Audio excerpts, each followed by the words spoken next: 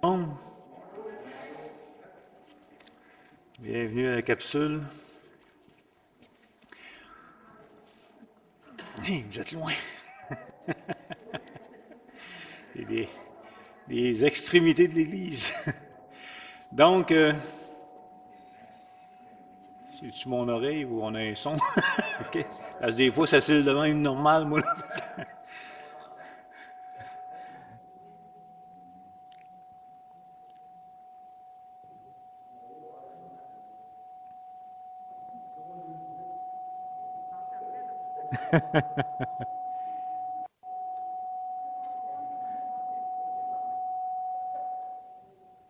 Oh. Donc, maintenant que nos oreilles sont bien aiguisées, donc nous sommes toujours sur la 1689, c'est sur la doctrine de l'assurance de la grâce du salut. Nous avions vu au paragraphe 1 qu'il y avait des croyants temporaires, c'est-à-dire des non-croyants qui peuvent être convaincus qu'ils sont sauvés. Donc, on avait vu ça aussi. Donc, c'est possible de se séduire nous-mêmes pour le salut. C'est possible de croire que nous sommes sauvés, mais en s'appuyant sur nous-mêmes au lieu de s'appuyer sur Jésus-Christ. Donc, on avait vu ça. Puis ces gens-là peuvent persévérer dans leurs bonnes œuvres toute leur vie en faisant des choses pour Dieu. Donc, c'est dramatique en passant. De là encore, où ce qu'il faut s'éprouver nous-mêmes dans notre vie chrétienne, puis prêcher toujours l'œuvre de Christ là, abondamment. OK. On avait vu aussi, il faut mettre un masque. Il faut mettre ton masque. Oui, même assis. Rien que moi. Rien que moi. Puis, si tu veux pas de masque, il faut que ce soit ici.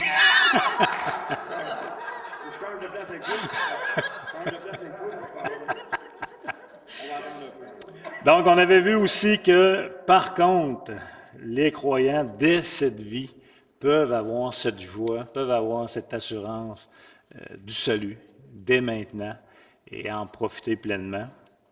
On a vu aussi que cette assurance-là, ce n'est pas une simple croyance, mais c'est établi sur des faits légitimes, sur des faits infaillibles de la parole, dont la justification, entre autres. On avait vu ça. On avait vu aussi sur la nouvelle vie que le croyant a, et surtout, on avait vu aussi sur l'intimité de la relation avec Dieu. Donc, l'Esprit lui-même rend témoignage que nous sommes enfants de Dieu. Donc, on a vu ça, gros, je vous résume ça beaucoup, là, les deux premiers paragraphes. Je pense que ça fait 3, je ne sais plus combien de dimanches qu'on est là-dessus.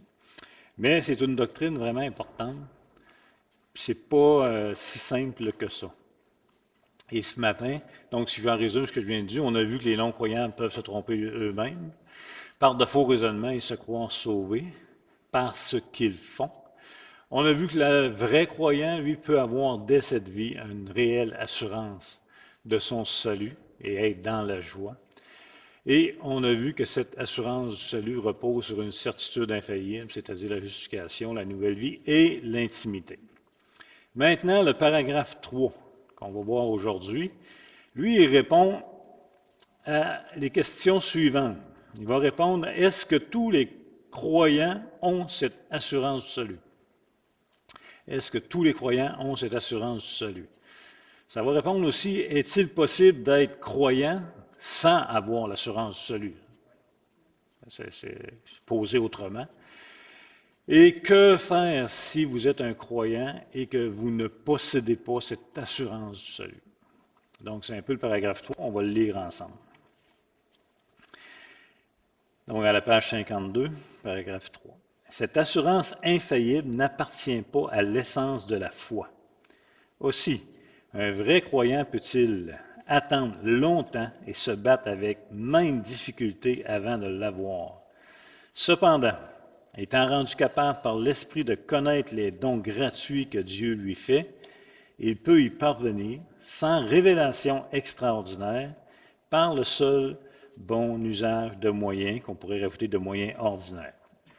C'est pourquoi il est du devoir de chacun de s'appliquer à affermir sa vocation et son élection, afin d'avoir ainsi le cœur rempli de paix et de joie dans le Saint-Esprit, d'amour et de reconnaissance envers Dieu, de force et de bonne humeur dans les tâches de l'obéissance, les fruits mêmes de cette assurance qui est bien loin d'incliner au relâchement. Donc, c'est un peu ce qu'on va voir ce matin. Il y a plusieurs raisons qui expliquent l'absence de l'assurance de son salut chez un croyant. On va peut-être en voir un petit peu ce matin, peut-être plus la prochaine fois, mais il y a plusieurs raisons. De toute façon, moi, on va parler de moi, quand je me suis converti pendant à peu près 6-7 ans, je n'avais pas cette assurance du salut. Je doutais constamment et je n'avais pas cette paix-là. Donc ça, il y a plusieurs raisons pourquoi je n'avais pas cette assurance-là. Mais la première chose que la 1689 met en lumière, c'est qu'elle dit que cette assurance infaillible n'appartient pas à l'essence de la foi. Elle n'appartient pas à l'essence de la foi. Ça veut dire quoi?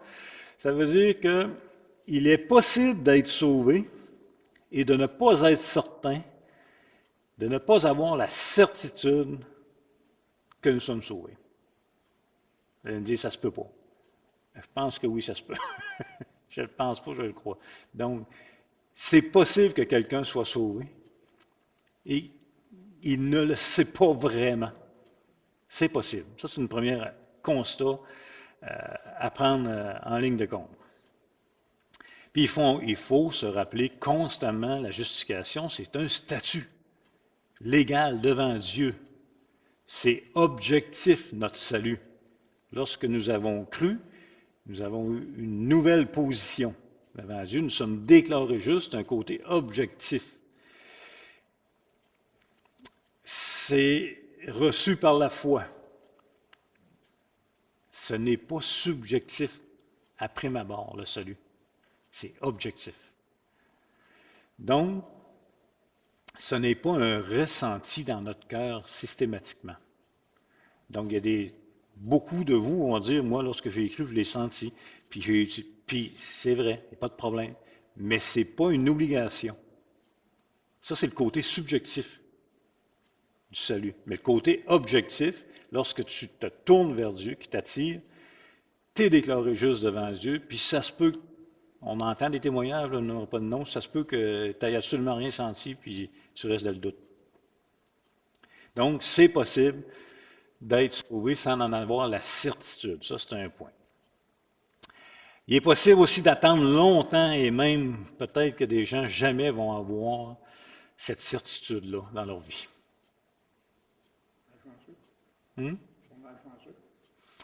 C'est comme ça. Il y a des gens qui ont été exposés, qui se sont tournés vers le Seigneur, faute d'enseignement, faute de contexte, pas la possibilité de participer à un corps, qui restent dans de faux raisonnements, mais c'est possible que toute leur vie gardent ce doute-là, qu'ils n'aient jamais cette assurance-là du salut. C'est une bonne et une mauvaise nouvelle. C'est une mauvaise nouvelle parce que ce n'est pas le but. La bonne nouvelle, c'est qu'on va peut-être avoir plus d'amis au ciel qu'on s'attend. C'est Dieu qui sauve de toute façon. Donc, important ici, si nous voulons développer notre assurance du salut davantage, il faut premièrement réaliser que l'assurance du salut n'est pas essentielle au salut. Okay? Ce n'est pas un critère essentiel pour être sauvé, l'assurance du salut. Il faut vraiment bien voir ça. Pour être sauvé, c'est la foi en Jésus-Christ. La foi est le moyen. Christ nous sauve. Et ça se peut que vous soyez, je l'ai vécu pendant 6-7 ans de ma vie, être sauvé et de ne jamais avoir eu l'assurance de mon salut. Mais l'assurance de mon salut n'était pas un critère pour être sauvé. Vous me suivez? Fait que ça, c'est vraiment important d'avoir cette prémisse-là comme distinction. Si on ne le distingue pas, c'est-à-dire que si on ne fait pas la distinction entre le salut et l'assurance du salut, qui sont deux choses distinctes, en fait, l'assurance du salut n'est pas un critère obligé pour être sauvé, ça va créer quoi? Ça va créer que vous allez être centré sur vous-même et vous allez être souvent déprimé et découragé. Parce que vous allez vous évaluer en fonction de votre salut. Vous allez être dans le doute, votre doute va amener du doute plus élevé. Vous allez avoir des faiblesses, vos faiblesses vont vous accabler encore plus. Puis là, vous allez voir les autres qui ont de l'air heureux que ça va bien, vous allez dire, mouf, dans le genou. Ça va pas bien. Je doute. Donc, si vous faites bien cette distinction-là entre le salut et l'assurance du salut, bien, au lieu d'avoir les yeux vers nous, là, on va se tourner les yeux vers Christ. Ce n'est pas parce que je doute que ça met en péril ce que j'ai cru. Vous me suivez? Ce n'est pas parce que j'ai des faiblesses, etc., etc. Ce n'est pas parce que je suis au désespoir, etc., etc. Donc, il faut détourner nos regards de ce que nous vivons subjectivement en passant, parce que ça, c'est le ressenti, etc., etc., pour surtout retourner vers ce qui est objectif, Christ à la croix. Et que ça, c'est vraiment important. Hébreux 12.3 dit ceci, Hébreux 12.3, considérez. Donc, considérez. En effet, celui qui a supporté contre sa personne une telle opposition de la part des pécheurs, afin que vous ne lassiez point l'âme découragée. Donc, considérez celui. Ici, Paul, mais l'auteur de l'Épître aux Hébreux, nous exhorte à tourner nos yeux vers Jésus-Christ, vers ce qu'il a fait, ce qui est sûr et solide, afin que nous ne lassions point l'âme découragée.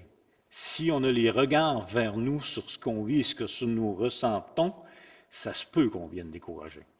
Mais si on garde les yeux fixés sur ce qui est sûr et solide, ce que Christ a fait pour nous, l'objet de foi et salut, ça risque de nous encourager.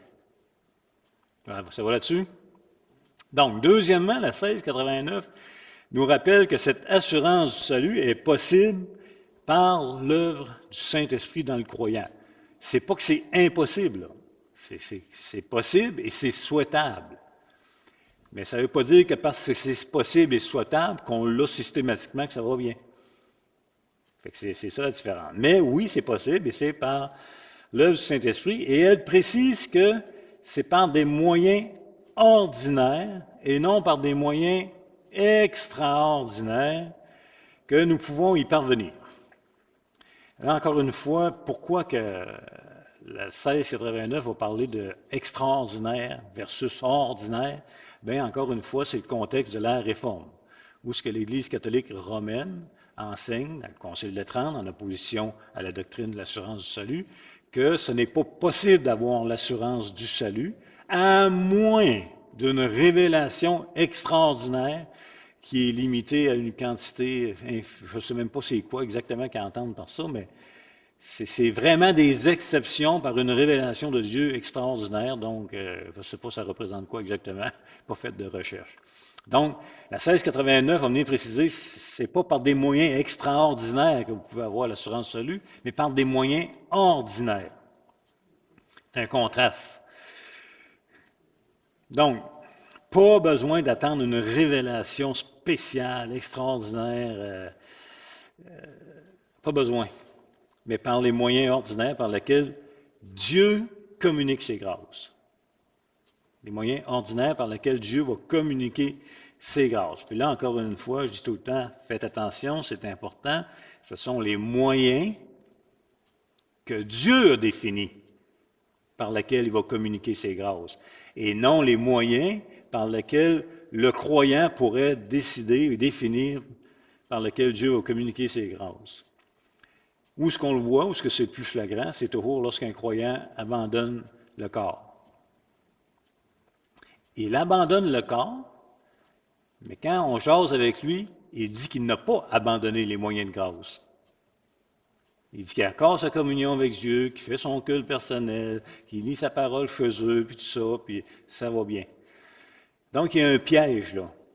Quand la 1689 dit que Dieu va communiquer l'assurance du salut par les moyens de grâce, bien, c'est les moyens que Dieu lui-même définit dans sa parole par lesquels il va exhorter son peuple. Fait que ça, c'est important. Le premier, vous les connaissez tous, là. Je sais que vous les connaissez tous, mais c'est pas grave, on se les répète. Le premier, on le sait, c'est la parole de Dieu. Sans elle, il n'y a pas d'action du Saint-Esprit. Sans la parole de Dieu, le Saint-Esprit ne renouvelle pas notre entendement, notre intelligence. Il n'illumine pas. La parole de Dieu, c'est la révélation donnée, inspirée. Elle a été mise par inspiration écrite. Maintenant, on dit que la parole est vivante. Ce ne sont pas les lettres, l'encre et le papier et le livre. Non, le livre ne brouille pas. Mais c'est parce que c'est la parole de Dieu et le Saint-Esprit, lui, son ministère, c'est de rendre vivante, compréhensible ce qu'on lit, ce qu'on étudie, ce que l'on entend. Et trompez-vous pas. Oui, lisez votre parole chez vous, il n'y a pas de problème, faites vos cultes, mais c'est dans le corps que ça se passe. Je vous le dis, c'est dans le corps que ça se passe. Et sur la parole écrite, 1 Jean, dans la 1689, je pense qu'il y a une coquille. On donne comme référence 1 Jean 4,13. Je pense que c'est 1 Jean 5,13. Mais on ne prendra pas de chance, on va lire 1 Jean 2,13, 1 Jean 5,13. Donc, si je lis 1 Jean, chapitre 2, versets 12 et 13, « Je vous écris ceci. » On parle d'écrit. « Je vous écris ceci. Enfants, vos péchés vous sont pardonnés grâce à Jésus-Christ. » Donc, je n'ai pas décidé de moi-même de comprendre ou de décider que mes péchés sont pardonnés, c'est l'Écriture qui me le confirme. Je vous écris ceci, Père, vous connaissez celui qui est dès le commencement. Donc, dans une autre version, pas dans une autre version, dans un autre passage, vous avez été connus de lui. Je vous écris ceci, jeunes gens, vous avez vaincu le diable. Donc, on parle des Écritures. 1 Jean 5,13, je vous ai écrit ces choses afin que vous sachiez que vous avez la vie éternelle. Donc, ça passe par l'enseignement de la parole de Dieu. Ça, c'est nos apôtres qui nous rendent témoignage de Christ. Paul va nous rappeler que tout ce qui a été écrit d'avance, et là, il fait référence à Genèse en montant, pourquoi ça a été écrit? Pour nous, pour notre instruction. Pour notre instruction afin que par la patience et par la consolation que donnent les Écritures, nous possédions l'espérance. Donc, c'est par les Écritures. L'espérance, c'est la gloire à venir qui nous est réservée. Donc, dès maintenant, c'est possible d'avoir cette assurance de la grâce du salut. Et le moyen le plus ordinaire, le plus simple, il n'y a pas plus simple que ça, dans le fond. C'est peut-être trop simple, c'est pour ça qu'on se bat. C'est rien que de s'exposer à la parole. Et là, dans toutes les langues, dans toutes les versions, dans nos cellulaires, dans nos ordinateurs, dans nos bibliothèques, et là, s'exposer à la parole. C'est ça. Mais fais attention. N'ayez pas le raisonnement parce que je m'expose, je vais comprendre. C'est parce que c'est le Saint-Esprit qui fait une œuvre qu'on comprend. Donc, il faut avoir un cœur humble. Il ne faut pas dire, moi, je lis puis je comprends, puis moi, je vais apprendre, puis... non. À moins que le Saint-Esprit n'agisse, c'est une parole qui est stérile. Il faut faire attention. Le deuxième point, c'est la prière. Le deuxième moyen ordinaire, c'est la prière. Et le Seigneur nous rappelle, méchants comme vous êtes.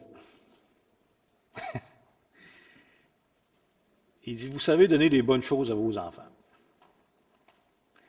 Mais ce qui est plus beau, c'est méchants comme vous êtes. Il dit, lequel d'entre vous va donner une roche à son enfant si votre enfant demande du pain, par exemple? Puis ici, quand il dit méchant comme vous êtes, c'est qu'il veut déjà, Jésus, mettre en opposition lui et nous. Dieu seul est bon. Lui, il est bon.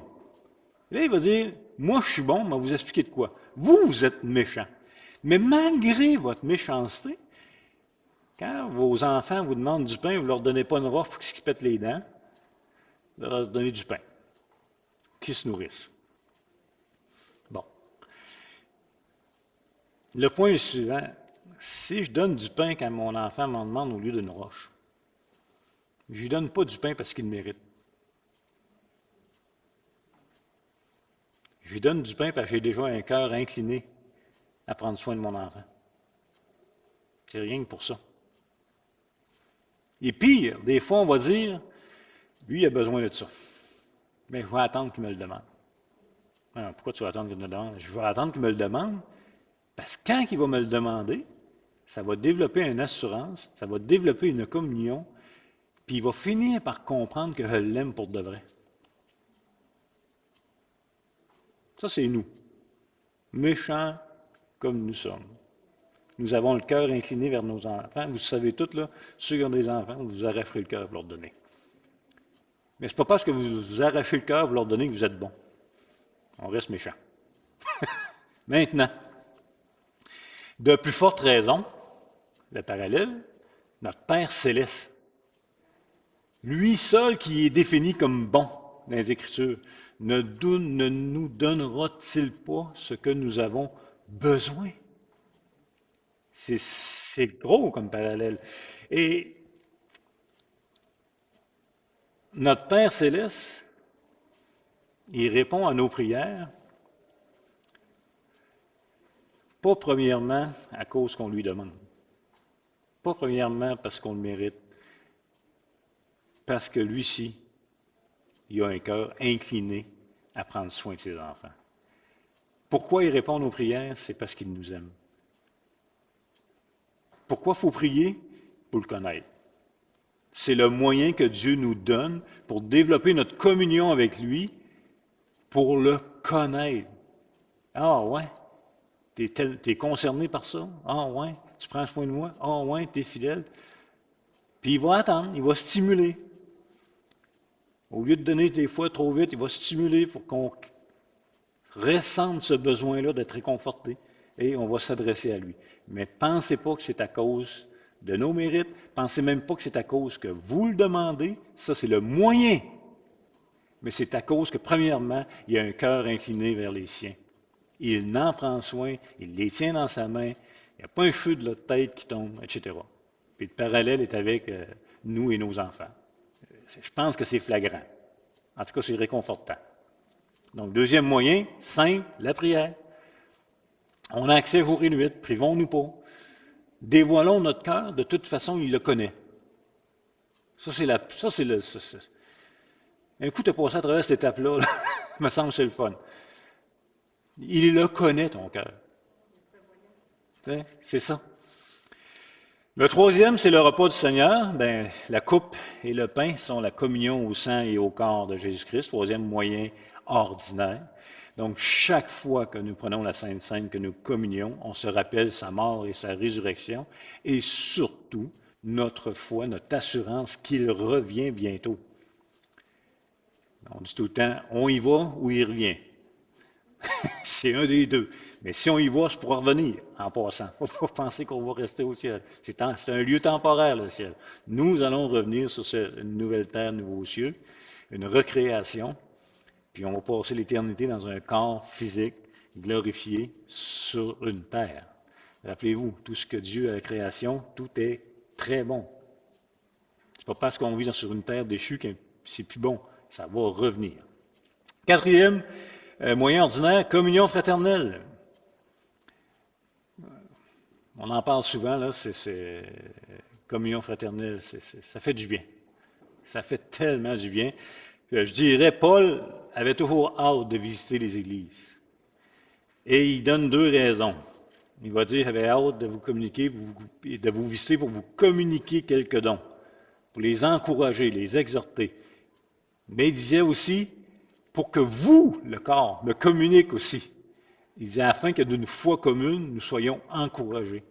Donc, c'est vice-versa. La communion, là, vous êtes un membre, nous sommes des membres du corps et on est tous utiles et on a tous besoin les uns les autres. Donc, ce sont ces moyens ordinaires que nous mettons en pratique, que nous allons affermir notre assurance du salut. Et cette assurance du salut-là, c'est grâce à l'action du Saint-Esprit dans nos vies. Donc, ces moyens ordinaires-là, c'est récurrent et il faut les entretenir. C'est-à-dire que ce n'est pas une fois pour toutes. Tu pourrais dire, un bon lecteur pourrait se discipliner à lire la parole de Dieu au complet en un temps assez court. Puis il se dit, OK, c'est réglé. J'ai fait ma job, je l'ai lu au complet. Non, c'est récurrent. Il faut entretenir ces moyens de grâce ordinaires-là pour affermir notre assurance du salut. Elle va dire, ce n'est pas Dieu qui a besoin que nous développons notre assurance du salut en passant. C'est nous. C'est un besoin pour nous. Là. Ça faut bien le comprendre parce que cette assurance du salut-là va avoir pour fruit la joie et la paix dans notre service au Seigneur. Ça va de la reconnaissance. C'est beaucoup plus ça le fun. Quand vous, je ne sais pas moi, obéir pour obéir, il n'y a rien de plus frustrant dans la vie. Vous avez tous connu ça, là, obéir à vos parents, d'action et non de cœur. T'obéis les dents serrées, là, tu sais. Moi le faire. Mais quand c'est par reconnaissance, moi le faire tout croche, mais moi le faire avec joie. C'est deux mondes. Donc, encore une fois, le but de la doctrine de l'assurance du salut propre au protestantisme n'est pas le relâchement.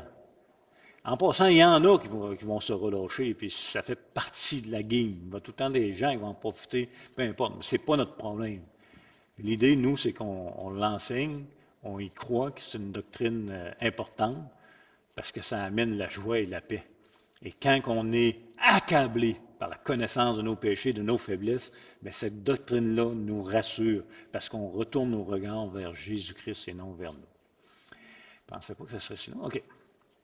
Pascal Deneau, est-ce qu'il y en a qui ont acheté le cours à la faculté? 1, 2, 3, 4, 5. Avez-vous commencé? Oui. C'est bon, hein? Donc, 60 pièces. Je vais en parler un peu, donc, en référence à Pascal Deneau, côté obscur de la vie chrétienne. Il va nous donner des raisons pour lesquelles l'assurance du salut peut être défaillante. Il va vous en donner une ce matin, une de mes préférées. C'est une foi faible. En d'autres mots, notre foi varie en degrés et nous n'avons pas le même degré de foi entre les croyants. Donc, on peut avoir une foi faible, certains ont une foi forte. Le degré peut varier pour plusieurs raisons. Okay? Fait que ça, c'est une des raisons pour lesquelles on peut manquer d'assurance du salut. Regardez bien. Oui, la vraie foi peut être faible. On va lire des textes. Matthieu 8, 5 à 10. On va aller dans Matthieu, mais on va rester dans Matthieu un petit bout. Matthieu 8, 5, 10, c'est notre fameux centurion. Comme Jésus entrait dans Capharnaüm, un centenier l'aborda, le priant et disant, « Seigneur, mon serviteur est couché à la maison, atteint de paralysie et souffrant beaucoup. » Jésus lui dit, « J'irai, et je le guérirai. » Le centenier répondit, « Seigneur, je ne suis pas digne que tu entres sous mon toit, mais dis seulement un mot, mon serviteur sera guéri, car, là, il va donner l'explication en plus, car moi, qui suis soumis à des supérieurs, j'ai des soldats sous mes ordres. Et je dis à l'un, va, et il va, à l'autre, viens, et il vient. Et à mon serviteur, fais cela, et il le fait. » Après l'avoir entendu, Jésus fut dans l'étonnement, et il dit à ceux qui le suivaient, « Je vous le dis en vérité, même en Israël, je n'ai pas trouvé une aussi grande foi. » Un païen gentil en plus. Ça venait contraster dans le décor ancien. Ça venait frapper. Donc, Jésus lui-même va dire qu'il y a une grande foi, cet homme. S'il dit qu'il y a une grande foi, c'est parce que c'est possible d'avoir une petite foi. Et précédemment, dans d'autres enseignements avec vous, j'ai précisé que nous sommes beaucoup plus caractérisés par Jésus comme des gens de petite foi que de grande foi. Il y a le don de foi, mais en général.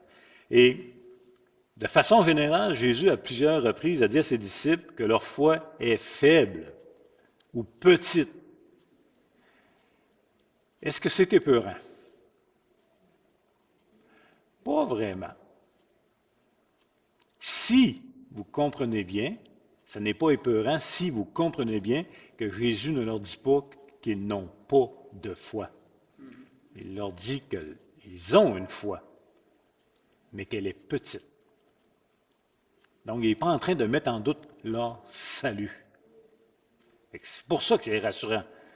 Parce que je ne vous connais pas, mais moi, je me connais. Je suis certain que Jésus pourrait nous dire ça encore souvent. Gens de peu de foi. Donc, ça, c'est vraiment important. Il ne dit pas qu'ils n'ont pas de foi. Et le résultat d'une petite foi, c'est quoi? Bien, c'est un cœur troublé, régulièrement. Un cœur qui doute. Une âme fatiguée. Une âme qui se décourage, languissante. Parce que notre foi est faible. Ça, c'est un des résultats. Fait que les disciples, ils ont compris qu'ils ont la foi. Comment on fait pour savoir qu'ils ont compris que Jésus ne leur dit pas qu'ils n'ont pas de foi? Ils ont compris la foi. C'est sûr qu'elle te fait répéter plusieurs fois que leur foi est petite et elle est faible. Ils ont dit quoi? Bien, Seigneur, donne-nous pas la foi, mais augmente-nous la foi. Ils n'ont pas demandé donne-nous la foi. Jésus leur dit, vous avez une petite foi, vous l'avez la foi. C'est de valeur petite. Fait que là, les disciples ont dit, bien, augmente-nous la foi. Et là, augmenter la foi, c'est pas un thermostat. C'est pas, Jésus ne va pas augmenter la foi en disant, OK, là, je vais vous donner de l'intensité. Vous allez croire, mais en forçant du nez. Là, vous allez vraiment croire fort, avec intensité. C'est pas ça, augmenter la foi. C'est pas ça. Donc, rapidement, Matthieu 6, 30. Matthieu 6, verset 30. On est dans le contexte des inquiétudes. Ne vous inquiétez, à partir du verset 25, ne vous inquiétez pas de votre vie, de ce que vous allez manger, de votre corps, ce que vous allez vous vêtir. La vie est plus que ça. Les oiseaux ne sèment, ne moissonnent, ne se nourrissent, ne vous valez plus qu'eux. Qui de vous peut ajouter une coudée à la durée de sa vie? Et pourquoi vous inquiétez au sujet du vêtement? Considérez les champs. Ils croissent, les lys, cependant, Salomon, etc. Et verset 30, « Si Dieu revêt ainsi l'herbe des champs qui existe aujourd'hui et qui demain sera jetée au four, ne vous vêtira-t-il pas à plus forte raison, gens de peu de foi, ou gens qui ont une petite foi. » Donc ici, le contexte est vraiment des inquiétudes de notre vie. Comment de fois on s'inquiète de notre vie? Combien de fois on a pu s'inquiéter dans le contexte de la pandémie? Et combien de fois on va s'inquiéter encore dans les épreuves, dans nos besoins, dans l'épreuve de la mort? Il faut se rappeler qu'il prend soin de nous. Matthieu 8, 26. Celle-là, je l'aime puis je ne l'aime pas, mais ça, c'est mon problème. C'est la tempête. Dans la barque. Moi, là, l'eau, je n'aime pas ça. Ben, j'aime ça, mais pas trop creux. Moi, c'est dans l'eau que la gravité terrestre paraît le plus. Je descends radicalement dans le fond. Fait que moi, être dans une barque avec une tempête, puis avoir peur de mourir, je vous garantis qu'il serait réveillé, le Seigneur. Moi, tout, je l'aurais réveillé solide. Je ne suis pas bien là-dedans. Et qu'est-ce que Jésus va leur dire encore une fois? Verset 26. Je suis dans Jean 8, il faut aller au bon verset. Il leur dit, « Pourquoi avez-vous peur? » Gens de petite foi. Ils avaient raison d'avoir peur. Mais Jésus leur rappelle que leur foi est petite. Parce qu'il tient leur vie, parce qu'il avait dit on traverse l'autre côté. Mais le punch de ce texte-là, c'est quoi? C'est que Jésus répond à leurs besoins pareils. C'est pas parce qu'ils ont une petite foi, qu'ils sont troublés, qui sont même frustrés contre le Seigneur que lui dort, puis qui ne s'inquiètent pas de eux autres qui sont en train de périr. De cette incrédulité-là, Jésus répond à leurs besoins. Il va apaiser la tempête. C'est pas merveilleux, ça? C'est pas que c'est un modèle à suivre d'avoir une petite foi. Notre foi est appelée à grandir. Mais réalisons que ça n'empêche pas le Seigneur de prendre soin de nous, notre petite foi et notre incrédulité. C'est merveilleux. Je termine avec Matthieu 16, 6 à 9. Il y aurait aussi Matthieu 14, 31, s'il y en a qui veulent aller voir. Matthieu 16, et versets 6 à 9. Jésus leur dit, « Gardez-vous avec soin du levain des pharisiens et des sadducéens. » Les disciples raisonnaient en eux-mêmes et disaient, « C'est parce que nous n'avons pas pris de pain. » Moi, ça me console, ça, moi, ça. Voilà, les disciples ne comprennent rien, moi, ça m'encourage. C'est pas que je suis content qu'ils ne comprennent rien. C'est que ça m'encourage pareil, personnellement, moi, là. Fait que Jésus, l'ayant su, dit, « Pourquoi raisonnez-vous en vous-même, gens de petite foi? » Ça revient encore dans un contexte particulier. Gens de peu de foi, sur le fait que vous n'avez pas pris de pain. Et là, le verset 9, il est clé. Si vous voulez savoir, quand vous demandez au Seigneur, augmente-nous la foi, faites référence au verset 9 ici. Êtes-vous encore sans intelligence et ne vous rappelez-vous plus les cinq pains, en tout cas les 5000 hommes, combien de paniers vous avez remportés, etc. Êtes-vous encore sans intelligence? Notre foi va être appelée à grandir par le renouvellement de notre intelligence. Il faut arrêter de croire des faussetés, de s'appuyer sur ces faussetés en pensant d'être consolé, en pensant d'être fortifié, parce que des faussetés ne fait que nous terrifier au bout du compte. Et oui, prions que le Seigneur augmente notre foi, mais pas en intensité puis en forçant du nez, mais en nous faisant comprendre ces Écritures pour que la vérité prenne place au mensonge, pour que la vérité prenne place au faux raisonnement, pour qu'il se révèle à nous. Et c'est là que notre foi grandit. Et c'est là que l'assurance de notre salut aussi s'affermit. Donc, vous vous souvenez, les disciples aussi, ils ont demandé à Jésus à un moment donné, mais qui donc peut être sauvé? Il était dépourvu, là. Dépourvu. Mais qui donc peut être sauvé? Bien, des questions comme ça, là, c'est merveilleux. Parce que c'est là que le Seigneur peut commencer à travailler dans nos vies. Un coup qui nous donne désarmés au complet de s'appuyer sur nous-mêmes dans quelque chose, c'est là qu'il peut nous travailler comme il faut. Il va toujours travailler comme ça, le Seigneur. Donc, après que les disciples ont dit, mais qui donc peut être sauvé? Ils ont commencé à être enseignables. C'est moi qui peux vous sauver, c'est pas vous. Puis on voit les disciples, les apôtres, leur compréhension de la vérité quand ils ont marché avec Jésus versus dans les actes, c'est deux mondes. C'est deux mondes. Donc, on pourrait en voir d'autres. On pourrait, Yves Tézéphré, on pourrait prendre les deux premiers épisodes de Pascal Denot pour en reparler, puis voir le quatrième paragraphe, si on le voit la semaine prochaine, c'est que c'est pas parce que vous avez l'assurance du salut qu'elle ne se perd pas, cette assurance-là, pour diverses raisons, ou qu'elle ne s'amoindrit pas pour que diverses raisons. Et même le Seigneur, dans sa bonté, peut faire que vous ayez moins d'assurance pour vous garder dans une humilité et vous faire voir votre misère pour revenir à lui. Ça vous va? Bon dimanche tout le monde, on est un petit peu tard.